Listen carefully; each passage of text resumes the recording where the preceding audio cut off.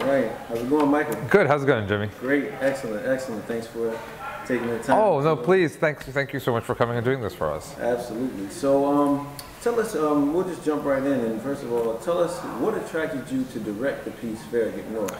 Well, the thing that really attracted me to direct Farragut North was that it's an election year and it's a political play about the machinations that take place behind the scenes in a presidential primary.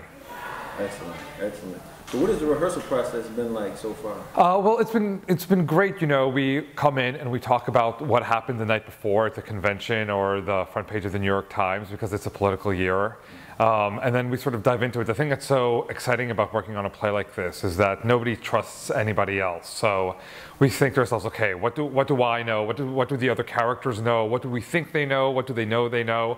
And the thing that's been good is that the cast has been able to really delve into the paranoia of these characters without letting it affect them, which would make for a disastrous rehearsal process. Excellent, excellent. Great. So you touched on a little bit about it being an election year.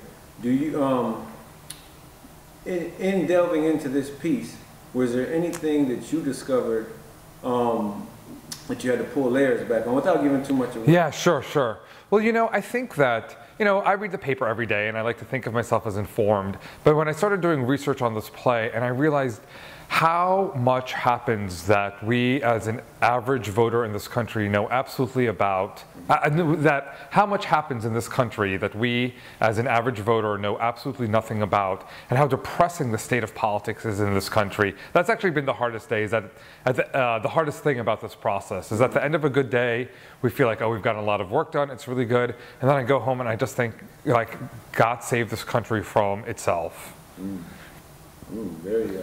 Very insightful. So in doing so, because you talked about the process there, you talked about the hard days, and in this particular piece, we see kind of like the inner workings of the campaign. Yeah, exactly. Based on Howard Dean. What would you say was the most challenging in terms of the cast getting underneath these characters?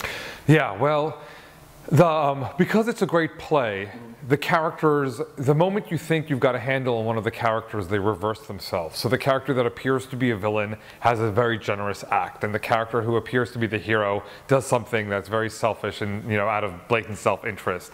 And so finding, you know, like really sort of creating one of these characters and then finding how they invert themselves, that's been the real challenge, and keeping them real throughout all of the process. Excellent.